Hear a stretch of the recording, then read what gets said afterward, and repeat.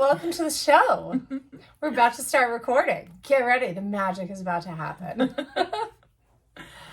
Oh my goodness. I'm trying to think of something ready to say. Let's get salty. Good morning. Good morning. It's Wednesday. It is Wednesday. And I'm Liz. I'm Naomi. And we're the Ryan Galloway girls. And we're glad to be here and excited to talk about... a lot of things. Yeah, we have a lot of things we can talk about. First up, if you ordered merch from us, and I apologize, you're about to hear some sound. Hopefully not, maybe. As we move the microphone cord. If you ordered merch from us, it shipped yesterday. And I'm so excited. That it was a mission. But it was not that bad. Yeah, it did require 2 trips to the post office. My gosh. I just had forgotten to order bags to ship in, and I was like, oh my gosh, did they sell anything? I went to the post office after hours. They didn't have anything, and then I realized I could have used mailing bags after I purchased the... Anyway, It was a whole thing, but it's fine. We'll get better at it. We will. And in fact, we'll probably have another pre-order happening soon. Yes. We both actually have merch on today. Yeah, we have different merch on today. We have not sold this one, and I would like to do this one on a tank. Yeah, that's one, the teal with the neon print, the quote neon, like marquee looking print. Yeah, so I love it. It'll be fun. And then, we both have our mugs again. Yes. I'm not even going to try to ship mugs, so no. You have to come to Reston to get a mug. Well, yeah, we may be able to do some direct from the website. Yeah. And speaking of the website, you can always check out what we've got at RyanGallowayGirls.com/shop. Yeah. That's where you can support us. You can buy some of our favorite products there: Orgain, Honey Stingers, Beauty Counter, beautycounter.com/RyanGallowayGirls. There is actually a friends and family event going on right now where you can get up to 25% off. So pretty great. So, yay, we got the promo out of the way. Yeah. And thank you guys for supporting. We love you. Yes, it's incredible. And it feels a little weird to have started with promos when we are just 21 episodes in.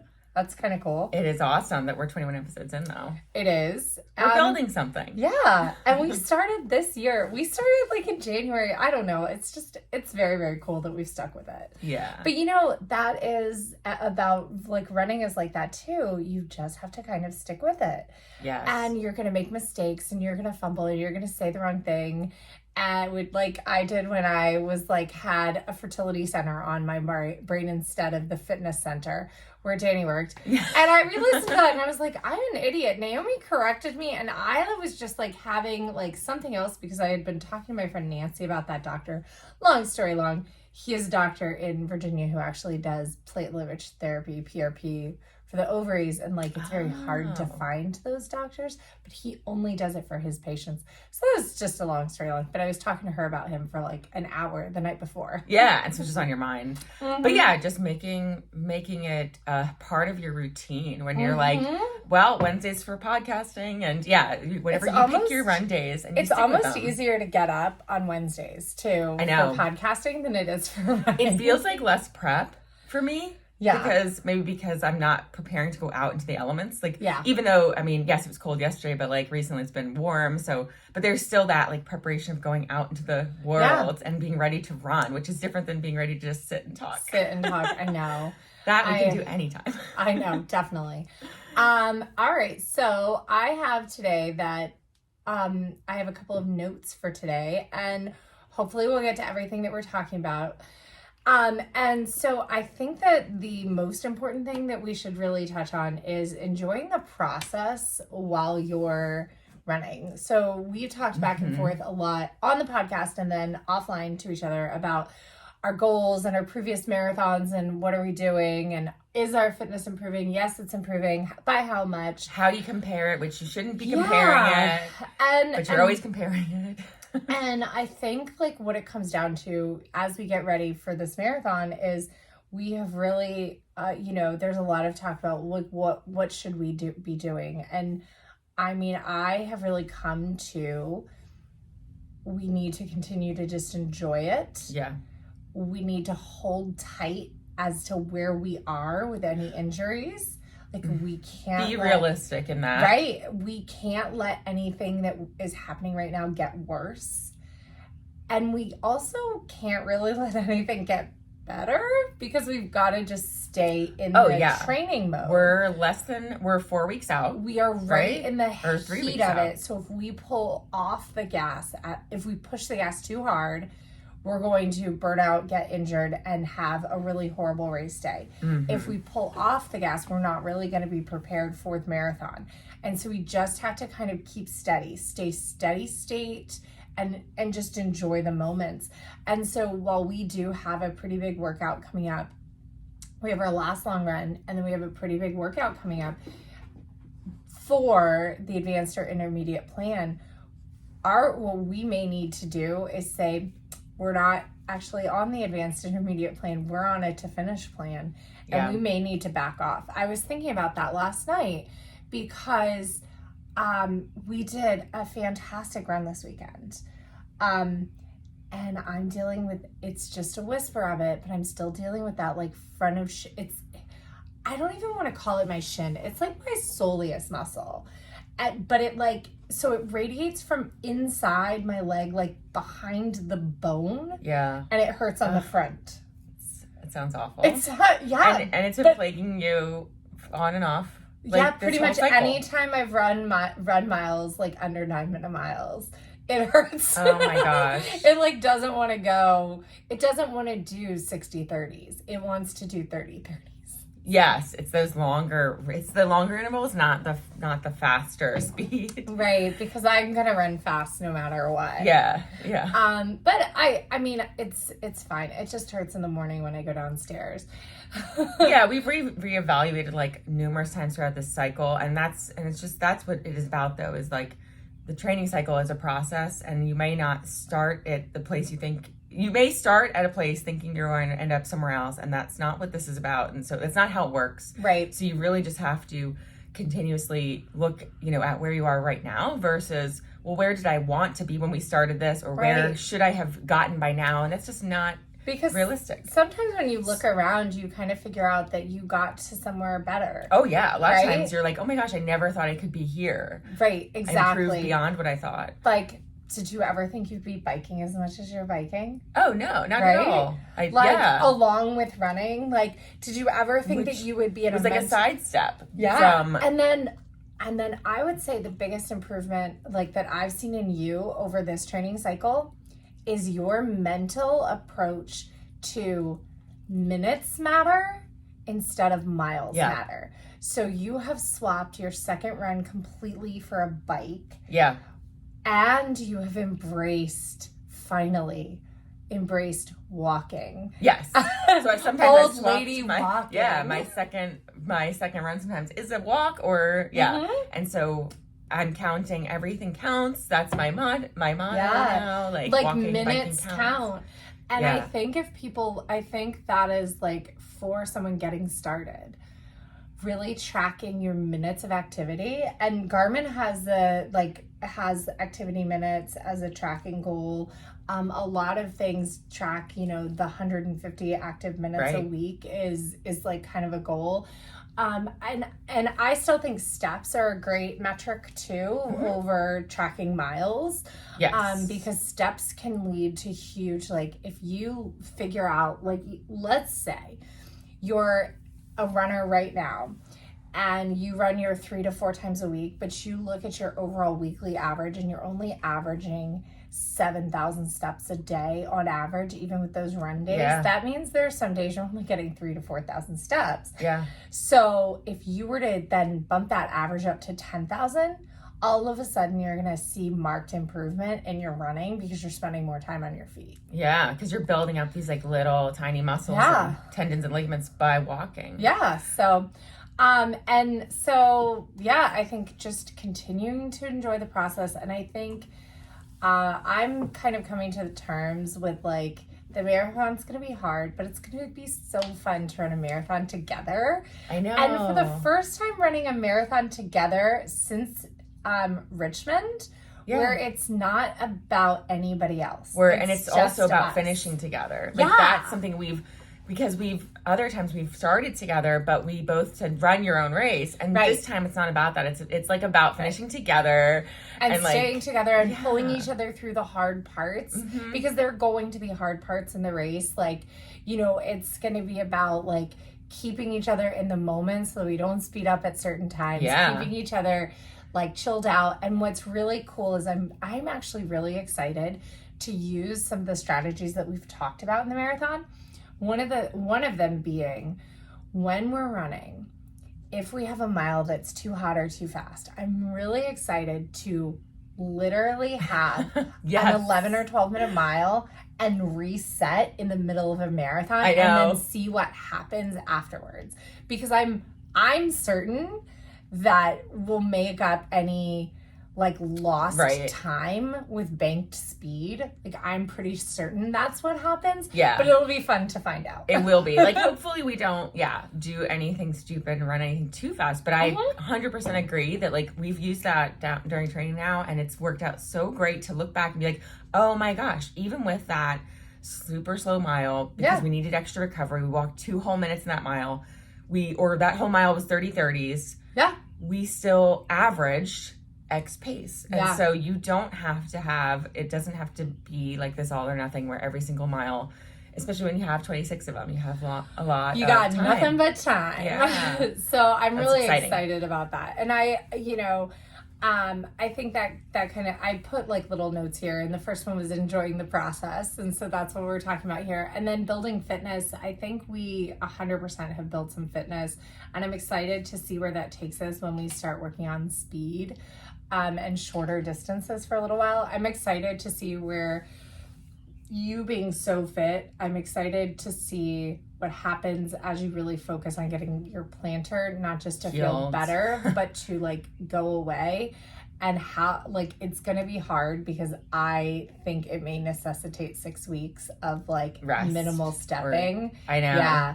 And like lots of biking. But that's okay because we will swap every run that we've been doing for bikes. And we can start swimming. Yeah, soon. I know. So that'll be exciting too, because I was thinking about it.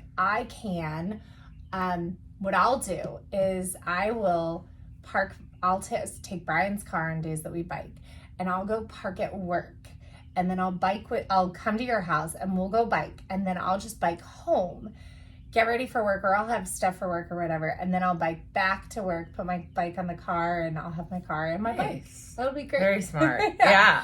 So, we've because got I work like a mile from her house. Yeah. And it's only like 3 or 4 miles from here. Yeah. So. And it's also, it's close to the trail. So, yeah. Yay. So we'll just bike. Plus, I have a Peloton, and you've got a trainer, but you know, there's also a lot of Pelotons for sale. I'm trying to. I know. I just want you to take classes with me. I really want one. So yeah, I'm thinking about it and thinking about what obviously then I would take my other bike off the trainer, and so yeah, I've got to. I don't want to have both of them down there in the basement taking up my whole basement. So the only downside to buying the Peloton brand new was that you have to pay for the membership for the full year.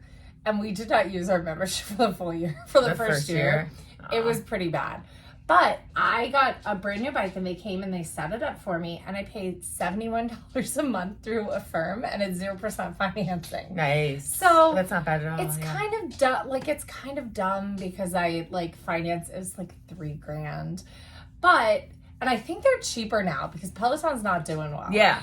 Right after you bought it, they started like having fire sale, not bankruptcy, but like. But you know what? It's like the cost if I wanted it when I wanted it. I know. And like, it's fine. Yeah. You use it for what you use it for. And yeah, so I just love it. I'm pretty excited I have like up until Dan's passing, I was riding a lot. And so I'm going to get back in. I'm thinking with like May, even though we have the marathon, I'm going to like, if there are any early badges, I'm going to try to get the early badges. Cool. So I'll take a look too. Yeah. After the bike badges. Yeah, the 40K.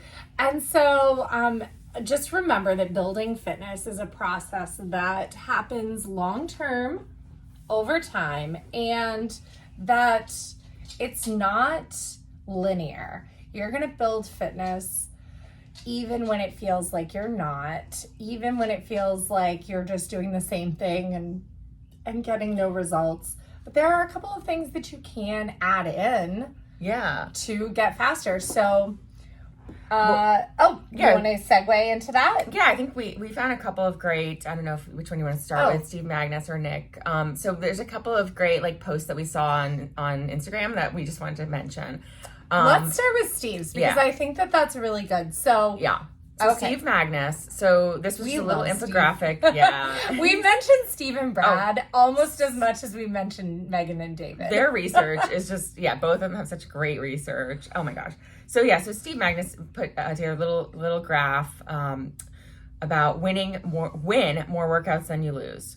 So this was a study that he had Houston athletes rate their hard workouts on a scale 1 to 3, bad, average, or good.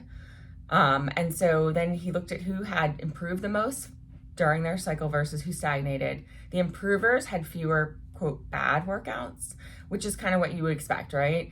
But what it comes down to, the error rate is around 16%. So essentially you would still fail 16% of your workouts, and that's still a very successful And this season. was just how the athletes felt about the workouts, not actually what they did. So I think the big takeaway here is how you feel about what you did in your workout matters more. And a great example of this, we looked back at our Mountains to Beach 14x1 or mile repeats 12x1, whatever it was. Mm-hmm. The last big workout 2 weeks before the marathon. Mountains to Beach in 2019. In 2019, that's where Mountains to Beach, that's where I got my first BQ, 3:34.58, my 2-second buffer. Mm-hmm. And Naomi got... I ran a almost PR, 59 seconds. Pretty much right on her PR. Yeah. I have memories of like it being a great workout. I was like, we did 14x1. We crushed it. Like, that's how I thought. And Naomi's like, no, I don't think we did. And she goes back. She had titled the workout, failed mile repeat. That was easy to find in my Garmin. And meanwhile, I was like, oh no, look, we just did 20 miles. It was the intention of the workout.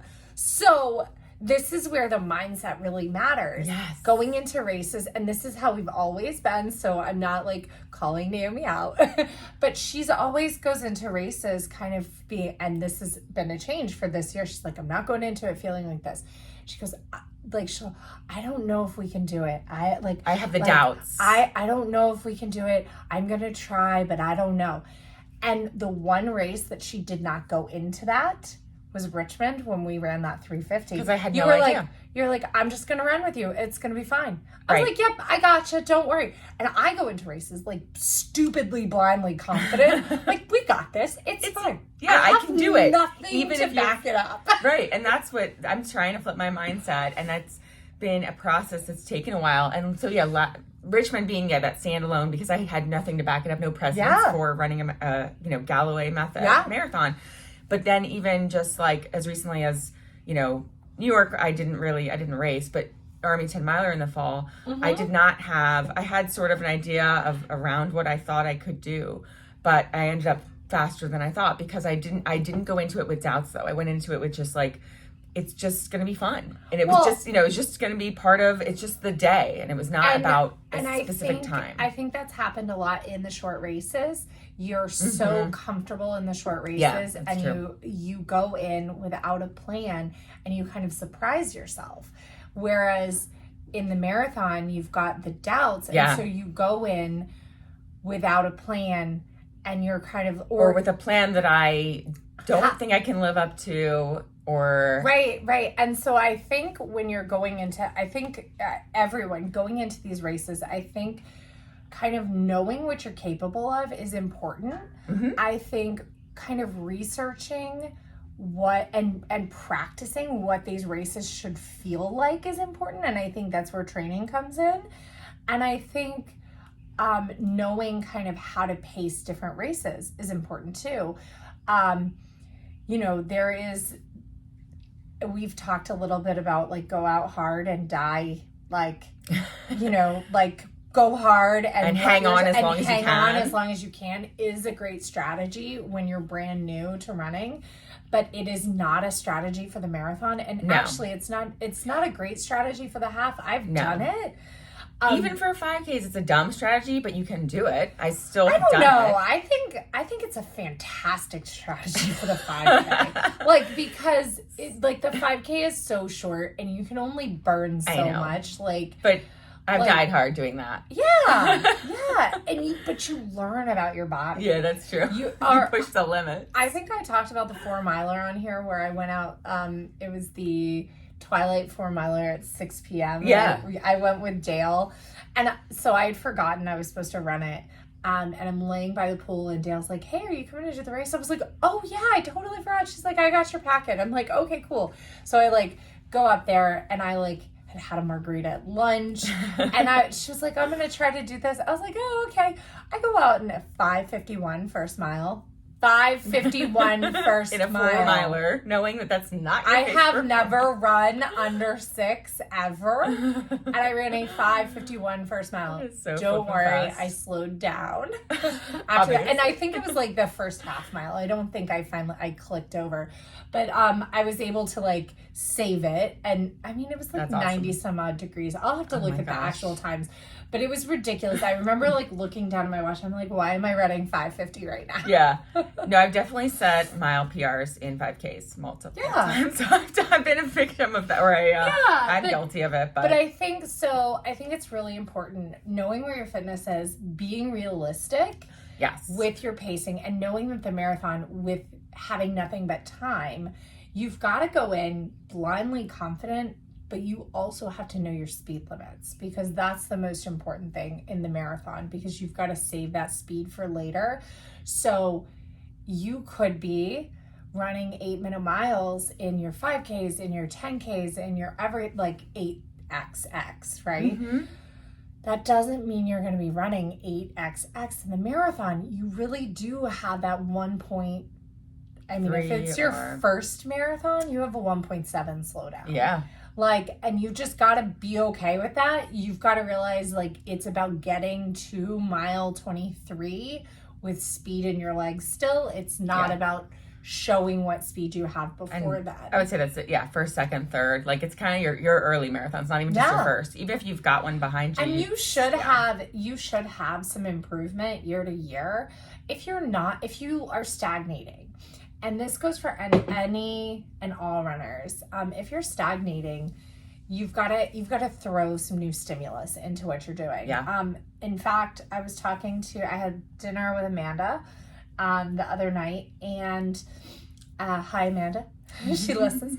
She was talking about how she tried 15:30s and her pace was exactly the same. As 30-30s. As 30-30s. And we've found that too. More recently, that you can literally shorten your intervals, cut them in half, and still stay we've done close to 10-minute miles with 15:30s. Yeah. So one of the ways that you can improve your speed in just 3 minutes is by doing a block of 6 30-second strides, fast running, super fast, with a 90-second recovery, and that'll be a 30-second walk, 30-second easy, 30-second walk. That's 90 seconds right there.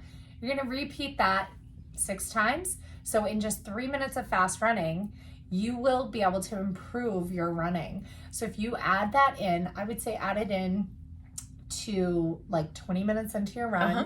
So you can do it towards the end of a 30-minute run, do it in the last 10 minutes.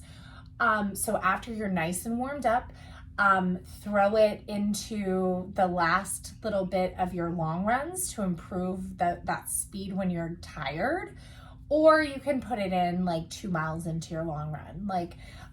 But these strides, that's really how you can improve your speed overall in just 3 minutes. Yeah, whether or not you're a run walker. But run walking, you're almost doing those all the time. And that's where you know what though, faster. We are. But I think there's a lot of run walkers that are more slogging not working on their running economy, and that's where I think it's really important to put this little block of 6 30-second strides. Jeff's drills, Jeff's acceleration glider drills, I think are really aimed to do this as well. Yeah. And so you can look up acceleration gliders and cadence drills on Jeff Galloway's website. Those are 2 fantastic things to put in as well, but it doesn't even need to be that structured. Yeah. In order, like plopping these 6 30-second strides into what you're already doing, rather than saying, oh, I'm adding drills. Because, there's a lot of talk about like, oh, you're a new runner, you should improve your cadence, you should improve your form, you should improve this. No, when you're a new runner, you should just build consistency and get out there. Keep it easy most of the time, 90% of the time. Throw this in there and you're going to see improvement. Once you have that consistency built in, I think then you start adding workouts, drills and hills and, all of that. But don't worry so much about being perfect when you are not consistent. Consistency over everything. Yeah, especially starting out. I did want to just point out one thing back to the Steve Magnus, because his little post is that this is more for where we're at, is that if you do find that during your cycle you have, more of a failure rate than 2 out of 10 workouts, you should start to consider, so if you get to that like 3 out of 10 or failure rate, you should start to consider to change your goals. And that's, readjust. And we've definitely done that. Because I know setting 100%. Out with Mountains to Beach training this year, I believe we thought we were 340. Going to be, we were going to run a 340, you guys. Now I'm like, no. Could we do a 440? I know. I'm like, I think 415 sounds amazing. Yeah. So and it took me a while to kind of be like, oh my gosh, are we really gonna do this? I mean, up until yesterday, I was like, we should drop to the half. Oh yeah, we've still been thinking about it with injuries, but it comes back to that, and that's that's part of it too. So it's not just the speed, that if you're not hitting the speed, but if every workout is above and beyond what you're able to reach, then reconsider. If you've got a coach, talk to them, or look at what your goals are and adjust for what's realistic. Yeah. And speaking of coaching, we are not going to provide coaching services, but we are working on some sort of groups where we can connect runners in a very social community way for summer and fall training. So we're working on kind of what that looks like, so that you can have kind of a virtual running buddy, where we can also have kind of like meetups over the summer to help support you with your goals. I am working on training plans for all of the races around here. You could obviously adjust for local races based on whatever race you're doing, but that will give you exact dates. Like if you got into New York, when do you need to start training and what should you be doing? If you're going to do Richmond, Marine Corps, Chicago, CIM, we're going to have marathon training plans for that. Army 10 miler. We will even have, if you're in the DC area, have a plan that includes all of the local races. If you're like, give me the medals, we will make sure that we include all of those, because it is possible to do all of the fall races in DC. They're spaced out apart enough to where... And Richmond. Yeah. Well, Marine Corps, you go to Richmond. No. I actually do not recommend that to anyone unless you are like... Unless you're pacing at Marine Corps, because I've done that before, or pacing here Richmond, because I've done that before too. Right. No, yeah. So we will have some sort of like, not one-on-one coaching, but some training plans. And we will kind of probably do it as a pay, if you would like to pay for it. If you find value and would like to pay for it, great. If you just want to participate, that's okay too. Yes. Especially as we pilot this program, because it's something I'm really passionate about, is helping people. And that's, I think, why we started this, because we both just wanted to help people become runners, and we love running. And we wanted to share, what we love about it, share Galloway Method, and and get other people interested, not to make money on it. I don't know. Did you see on our Instagram a conversation with Allison? Not yet. Oh, so Allie is someone I've known since I was 13 and she was 11. And she said that our podcast and our running has inspired her to become a runner. Aww. And she signed up for her very first half marathon. Oh my God. And I'm like so proud and excited because Allie was like, she was like one of my sister's friends. And like, they were like, I used to babysit for her and her sister. Like, which is funny because I was only 2 years older. Her sister is much younger. But yeah, I used to, it's crazy. Like, they would have me babysit. Yeah. But it was, times were different. Yeah. You know, actually, it was a real shock when I came to Reston because I started babysitting at 10 in North Carolina. Yeah. Like, no joke. Over spring break from 9 to 5. Oh my I gosh. had a 5-year-old, a 3-year-old, and an 8-month-old. At 10? At 10. What? At 10. Yeah. For $3 an hour. I think I made $5 an hour. Whoa. Actually. Well, with 3 kids, yeah. But an 8-month-old. I was 10 years old. They gave me an 8-month-old. That makes no sense. But let's just be clear. I was born 16, and I have not aged since. Yeah, exactly. I am still 16. I'm just a really mature 16-year-old. It's just really funny when you think about it. But then I came to Reston, and people were like, "Oh, you're only 13. Oh, you're only 14, and you babysit." I was like, "Yeah, of course I babysit. I'm Red Cross certified. I've been doing it for 5 years." Yeah. Well, I was babysitting at 12, but yeah, it just seems crazy now to think about it. But I know. Could you imagine Lila like going over to somebody's house and babysitting an 8-month-old and being like, or even a 3-year-old? Like, could you imagine you being like, "Okay, Lila, you're gonna watch Julian all day. I'll see on a no school day. And I'll see you at 5." Right, the entire day, feeding, diaper, whatever. Like I'm not even sure Lila could get herself fed all day. No, that's amazing.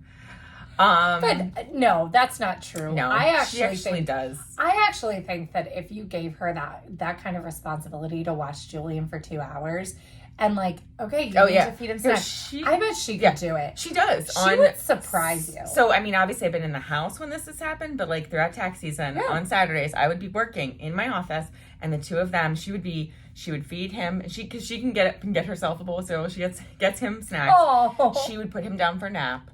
Now, she didn't do diapers. So, it's like, I don't do diapers. Like, no.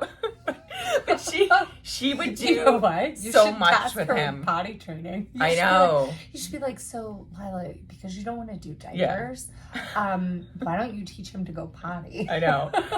So she did really well with just unstructured. Yeah. But I bet mother's helper. I bet she's going to be a fantastic babysitter. She's really good with him. Because she's the type of kid that I think she is not going to ask for responsibility, but once you push it on her or say she's a kid who rises to expectations. She does. But the problem is like we don't expect our 10 and 11 and 12-year-olds like we were expected to be. Right. We don't expect them to be as responsible as we were. Adults and leaders. We're still hiring babysitters for them. Right. And I think that like that's almost like we should go back to like kind of shifting like and expecting a little more responsibility and understanding that we're still going to get like they're still small children and we're still going to get outbursts and we're still going to get like immaturity that's like, wait, why you were so mature a second ago, why are you so immature right now? But that's normal. But I think when we raise that bar of expectation, it's like kids just rise to it. Yeah, kids rise to what you expect of them. Yeah. So we didn't do it this year. This is just a funny segue. We did a really funny April Fool's joke at Common Ground one year and it's on YouTube, where we did a free range childcare like video where all the kids were acting crazy and they were in charge and the teachers were like blah. They're like, kids gotta be kids. Like it was pretty funny. And then I really want to do one where we do child-led learning as our thing, but we have like the 6-year-olds taking care of infants. Yeah. Be like, we've solved the child care crisis. Introducing child labor, child care. And the kids were super into the idea of it, but then we just didn't get around to Yeah. because it's really hard to right, to like coordinate that, choreograph it. Oh my gosh. That's that's videoing like children is difficult. This is true. So alrighty, so now it's time for 30 minutes in. It's time to get salty, you guys. So we have talked a little bit about salt on this podcast and how we freaking love it. Yeah, and how it, like anecdotally, we've seen a difference in taking it during workouts, well, especially if there's going to be, if it's heat related workouts or long runs. And we know that salt gets like kind of a bad rap, especially if you hear, like, if you're sedentary, you're probably not listening to this podcast. But if you've got, a lot of doctors will say when you're diagnosed with high blood pressure, which high blood pressure can often be hereditary and not related to your activity level or your sodium intake. It can be related to just your genetic makeup. My father is probably one of the healthiest people I know. He goes out and he like moves giant piles of sticks all over 54 acres of land all the time. And he has hereditary high blood pressure. My sister, same thing, moves giant piles of sticks all over her yard to create like this natural wonderland. And she has dealt with blood pressure issues. So it's like that piece of the salt blood pressure bad, not necessarily true. If you're sedentary, if you have high blood pressure, one of the most effective ways to reduce your blood pressure is by walking. So get out there, physical activity. It is one of the best ways. Meditation can help, all of those things. Reducing your sodium and going on a low salt diet is like for blood pressure, is like putting a Band-Aid on a bullet wound.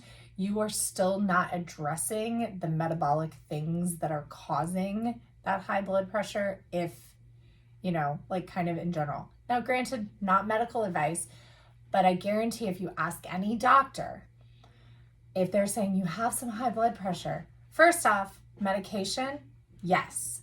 If they're saying that you need medication, trust them, do it, right? But I guarantee they will tell you, if you ask, what could you do? They're going to say, reduce your sodium intake. Absolutely reduce your processed food intake. That's going to lower your sodium intake right there. Start walking. They're going to say these things. Mm-hmm. They honestly are. Like, we're not giving crazy advice. And that's really what it is. You don't need to worry about the salt you shake on your food. You need to worry about the packaged foods that have a lot of sodium in them. So that's my little ahead of time. But why? So as an athlete, salt, though, is really important. And you probably are getting enough salt for 30 to 60 minutes of activity repeated. Just in your diet. Just in your diet, especially if you have some processed foods in your diet. But what salt does, and this is from Training Peaks, and we'll share the link. It's a blog post on why athletes need salt, and it does cite a couple of studies. Sodium helps you absorb and retain more of the fluid you take in, and this boosts your blood plasma volume. And the more blood plasma you have, the less strain on your cardiovascular system as it works to deliver oxygen to your muscles, and it will help cool you down. So that is why you've got to keep your salt up. And if you're super salty sweater, you've got to replace that. Now, there was another study in 2015 or 2016 that if you're a super salty sweater, do you need to replace your salt? Or maybe do you need to lower your salt in your regular eating, stop eating as much processed food, and it will make your salt less sweaty. But it doesn't matter that once you're losing salt and electrolytes on those runs over 90 minutes, you do have to add it back. That's the long story long of all of the studies that we looked at here.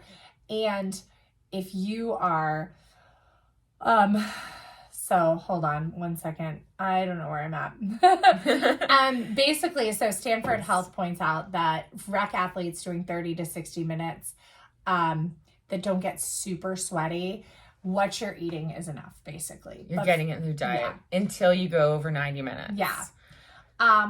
So, but if you're going over 90 minutes or several times a day, or you're really, really sweating, you've got to replace the salt and to maintain hydration. Now, So if you're doing doubles, and Yeah. even if you have a 32 or, two that are 30 to 60 minutes, if you're eating if you are eating a relatively like cooked at home diet of whole foods, you probably are not you're not eating a lot of processed foods.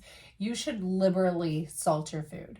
And honestly, I don't think that you should worry about like cutting out salt, if that makes sense. right. Yeah, if you're cooking with salt, if you're using And if salt you're for eating taste, any processed it's- food, like if you're balancing, I would say 30% processed food, 70% unprocessed food, you have an amazing diet and I want to be you, because I'm probably the opposite. I'm probably 70 processed. yeah.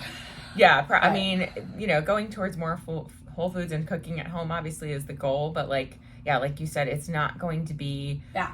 the salt is not going to be what causes, most likely causes your high blood pressure. So let's talk a little anecdotally about Yeah. salt. So we use salt caps, and we have found actual metrics of taking salt caps and our heart rates during activity going down.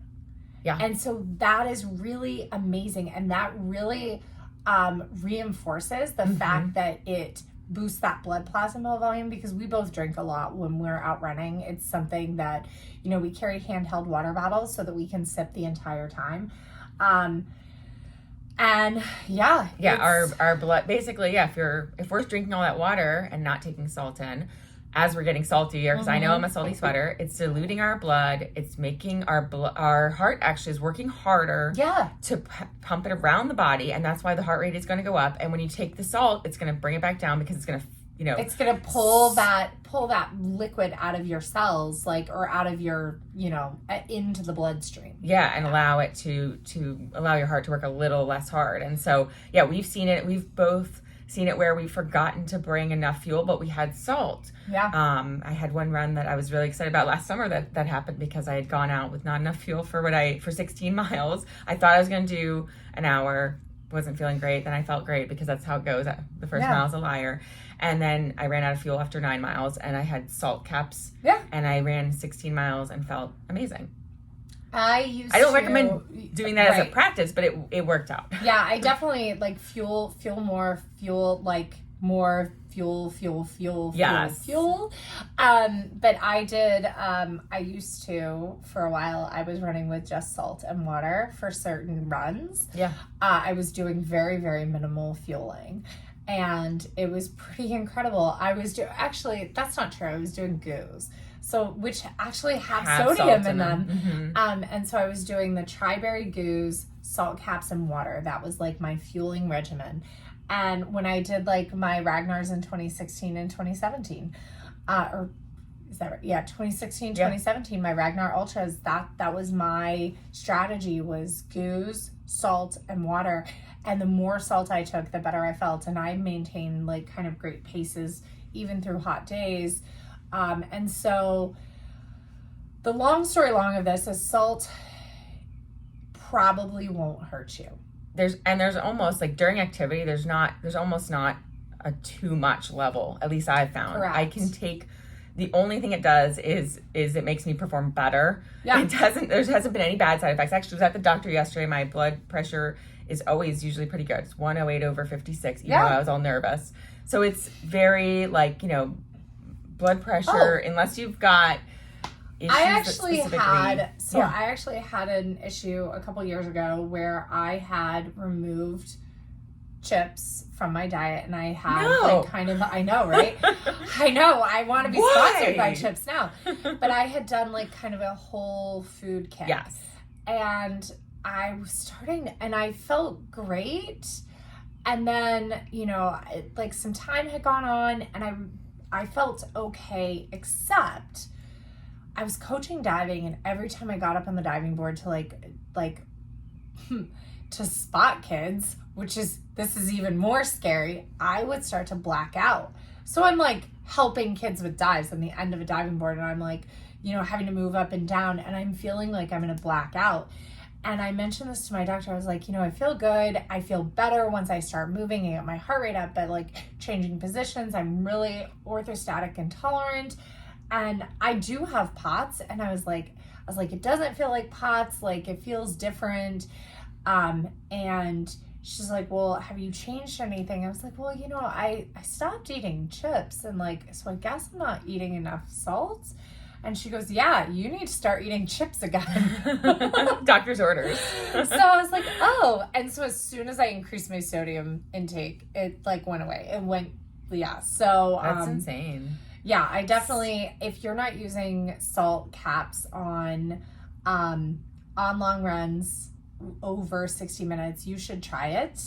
If you're not fueling starting at the beginning of your runs, Amanda again said the best she ever felt was when she was doing half a goo every 20 minutes on her runs. And I'm like, oh yeah, I'm gonna start playing around with half a goo every 10 minutes. Yeah. I really feel like, and with Martins, which don't have a lot of salt, we definitely need the salt too, but I really feel like I like having them as frequently as possible. Yeah, like I like half a Martin every I know mile. That's kind of what I'm thinking. I'm thinking like every 10 minutes a half a Martin, and kind of see what that does to our performance. Yeah. That's gonna be really expensive. It is. They're like $4 each. To be and I don't know Martins. where we're gonna stash them. We're gonna have to wear like a hydration pack of Martins. Backpack full of Martins. Just stuff our brow with Martins. Yes. Oh, did you get a boob job? No, these are my Martins. Yeah. Slowly, like getting Martin the boobs get smaller as you run. Oh yeah, perfect. Oh my goodness, that would be the funniest hydration pack. If somebody made a hydration pack that was like boobs, boob gel boobs, and then you like suck out of it. And you like, just have a straw that. I think we need to invent that. That's an April Fool's joke right there. Yeah. Oh my gosh. So salt. So whatever electrolyte cap you decide to use, Salt Stick is what we like. But there are other brands out there. Follow the instructions on the bottle, and then you're going to figure out what works for you. I have not found I can take too many, and I've done more than 10 in a long run. I generally will take them if I've had fuel recently and start to notice a little bit of heart rate drift. I'll take salt. I try to take a couple every hour, like 1 to 2, every minimum every hour, but probably a little more often. Yeah. I mean, we've definitely like handfulled some salt. Yeah. No, I agree. Like, probably 2 an hour. And that's about what we do on our long run. Especially if it's hot, if it's going to be like 90 degrees. I'm you're pretty gonna really sure want I've done at up least to that like many. 12 on a long run. Yeah, though. I did my 50K. I think I did 10 to 12 of them total. Yeah, and I was using Tailwind as my fuel, which also I think also has some salt. So now also the information in this says that the other electrolytes are not necessarily as important as we maybe thought they were. So the sweat contains only really small amounts of potassium and calcium and magnesium. It's mostly sodium. So those other electrolytes do help to balance. They certainly don't discard them, but you don't need to worry so much about really replacing all of the electrolytes. I think potassium is the one that's like the most closely needed, and you can actually overdo for heart function. Yeah. You can actually overdo magnesium on runs, because what magnesium will do is give you diarrhea. Oh, yeah. And that's why a lot of people do struggle with Tailwind. Yeah. People who struggle with Tailwind, generally it's the magnesium in it that is the issue, because it's a calming agent. I actually take magnesium every night to go to bed. Yeah. And that's when I reached out to Dr. Stacy Sims, she told me the magic in that little sleep supplement that I loved was magnesium and rhodiola rosea. So that's what I take at night. Yeah, And my HRV has been insane. Yes, it's been helping. And Yeah. and if you don't don't have salt stick, or if you haven't gotten any yet, you can use table salt. Yeah. And so, I mean, obviously you have to figure out how you're going to mix it, but you could throw some salt in your water. You can throw it in Gatorade. Used to use base salts, Yes. and I have like a little tiny tube that you filled it with the base salts. I just found it weird to take the base salt. Yeah, I mean, it was more of a just different, but it wasn't. And bad. remembering to take it was harder. Base salts, though, I ran out of real salt, and so I cooked with it for a while. It worked.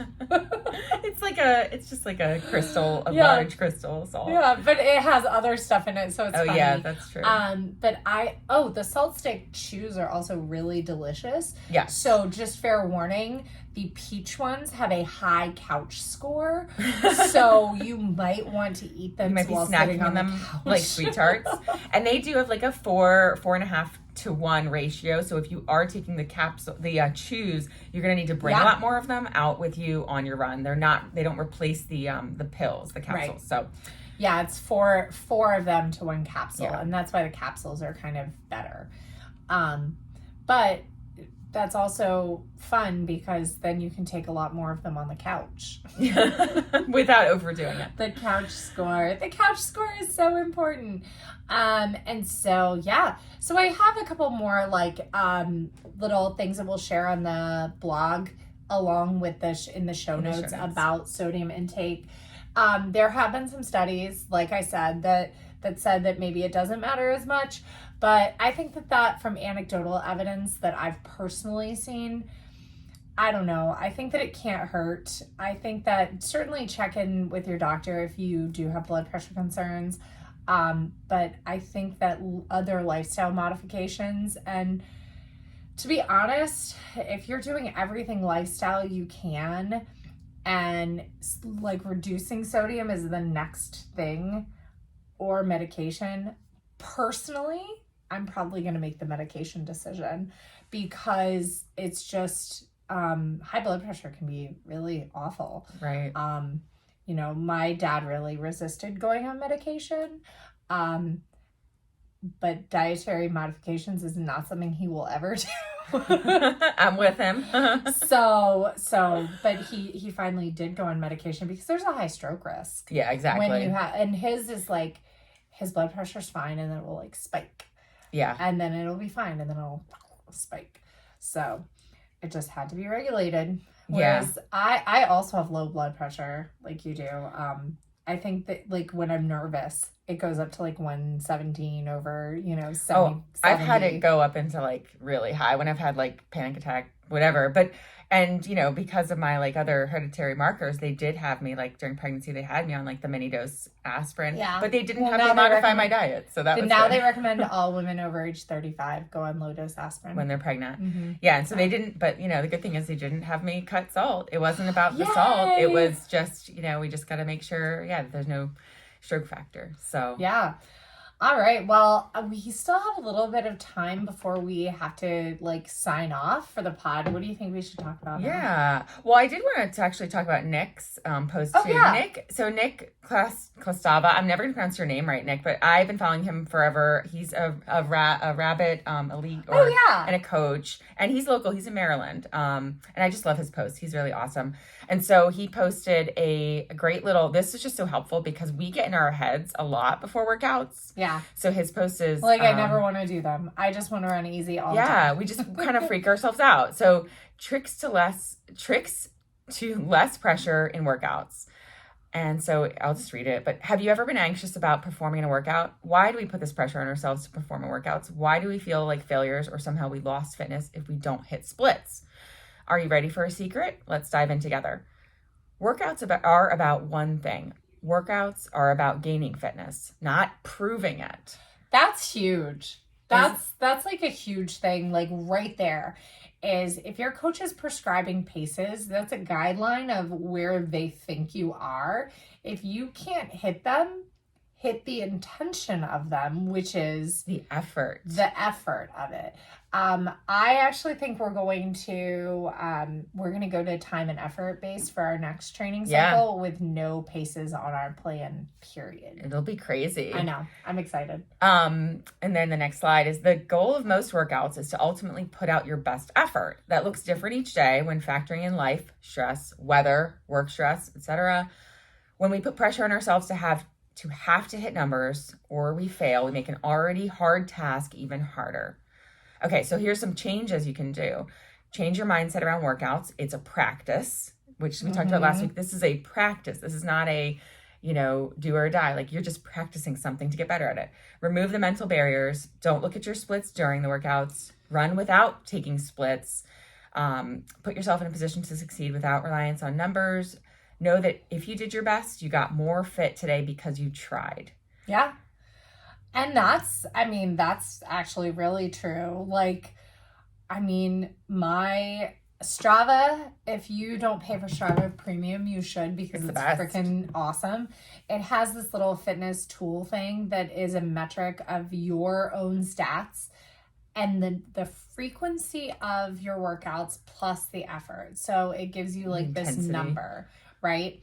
And mine has shown like marked improvement over the last like 2 years, because pretty much I started from zero again. But it's pretty great. And so like remembering that like fitness gains happen even when you don't necessarily see them. And again, if you are doing the same thing over and over and over again, and your intensity is at the same level, constant all the time, you might not see improvement. And that's where adding those 6 by 30 second strides that we talked about earlier can give you a step towards improvement. You do have to do something different to gain some results sometimes, but it doesn't mean you have to do everything different. You just have to do something different. Maybe it means starting, some lifting, some strength. Maybe it means, it means we love shaking the things Recover up. app, which is free when you have Strava Premium. Yeah, just shaking things up a little bit. Yeah.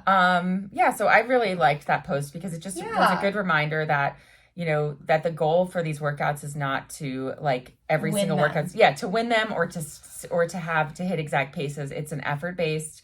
And we get into our heads, and we just need to get out of our heads. Yeah. And so, don't make it all or nothing. Basically, if you make it all or nothing, you will constantly feel anxious about it and fail. Create an environment that encourages you to do your best and know that doing your best is good enough. And you'll be gaining fitness by doing your best. And I think that is a fantastic segue to talk about our run this past weekend, because we haven't talked about it yet. Yes. So again, we get into our heads about stuff. Yep. And we had a 6 mile downhill block, very similar to the 7 mile downhill block that we had 2 weeks ago, because we shuffled things around. We're going to be doing our 29 this weekend.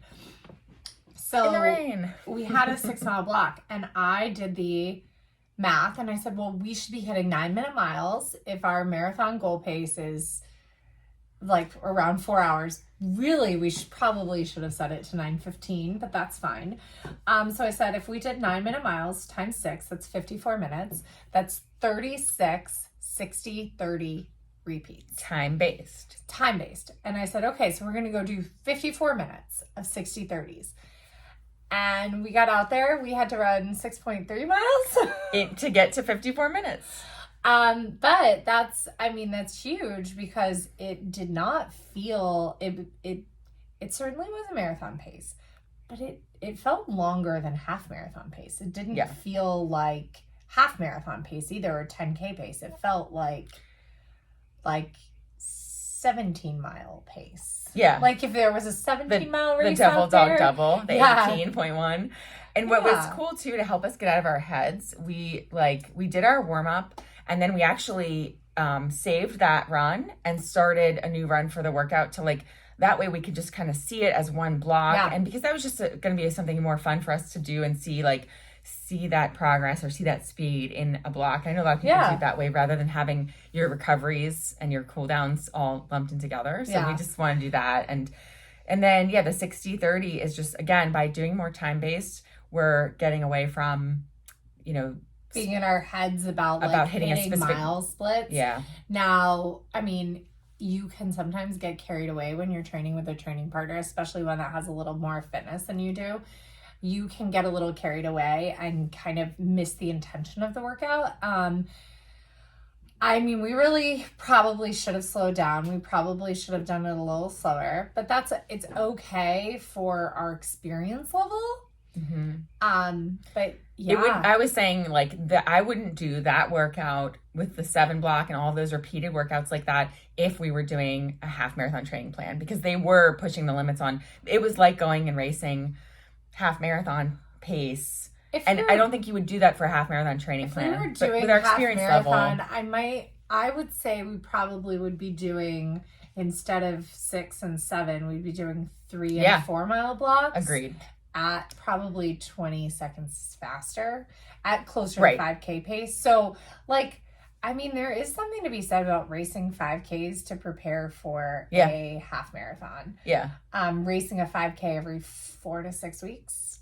And what's cool is if we go back and look, when we did have a 3 and a 4 mile block at the beginning of the cycle, and to see the progress that we made from to now, it's pretty incredible just to see that in the 3 months. So I reset my whatchamacallit, records. my records on my so watch. smart. I And should've done so during that, I actually got a new 5K record, and I actually don't even know how to pull them up, but I think it was faster than my 5K in December. It was like a 26:08 or something. 26. Which I think was faster than the 5K that I did in December, which, I mean, that was like a where am I 5K? Right. So it would be interesting to run a 5K right now.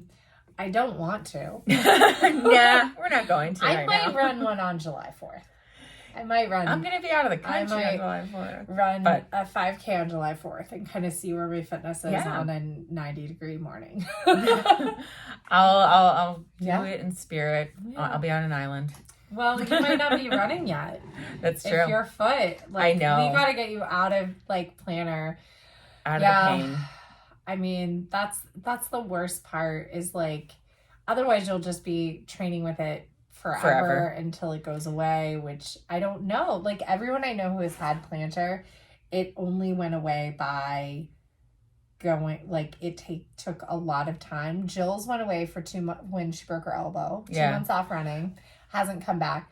Amanda kind of tried to run through it, and she did acupuncture and got a cortisone shot in her nerve, not in her foot. And that kind of made it go Interesting. away. Yeah, and all the studies say that they don't recommend complete rest now, at least. That they really don't, because it just comes right back when you ramp back up. Right. So, well, but that's where I'm saying, we'll do something else, PRP, treat it, Yeah. I think PRP is probably... I know. Maybe even cortisone, but I think try PRP first. Yeah. So, I don't know. And we'll do so much swimming and so much biking. Yeah, so we'll maintain fitness. Yeah, I mean, someday maybe we'll do a triathlon together. Yeah, someday. Or on June 4th. I don't know that we could still get in. Nah. No, are we gonna do a 5K with Greg on your birthday? We should look at that one, because that'll be fun. All right, well, I think that's enough chat for today. We hope that you enjoy adding salt to your running. We also recommend a great way to add salt to your runs over 90 minutes is potato chips. Potato chip brands, we are open for sponsors.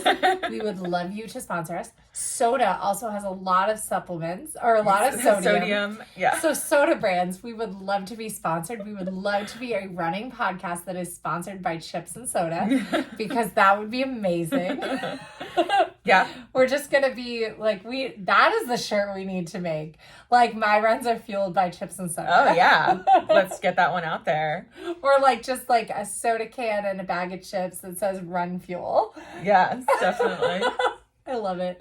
In fact, I'm actually wearing my marathoner Sarah Marie t-shirt because I needed to remind myself that I'm a marathoner. You are. Because, do you know, I wouldn't wear this shirt. The year that I didn't run a marathon, I wouldn't wear it. I will sometimes, I have it on today, but usually I only wear it in the month after having run a marathon. Right. After that, I like put it away because I'm not a marathoner. I didn't finish a marathon recently. I know exactly what you mean. I did the same thing with like my bumper stickers. Like if I didn't do whatever the event was, like take them off. You can't have that on your car. Ridiculous. Oh my gosh, that's so funny. So I have a Tour de France shirt on. I love it. Tourmalet, the terrible mountain. I love it. So all right. Well, thanks for listening. Yeah. And Thanks for joining us. Enjoy your salt. Enjoy your running. Let us know what support you need because we love to support you as you're going through your running journey. And let us know what you want us to talk about. Yeah. Otherwise, we're just going to keep talking about chips, soda, and our own training. Yeah. All right. All right. Thanks Well, so much. have a wonderful day. Bye.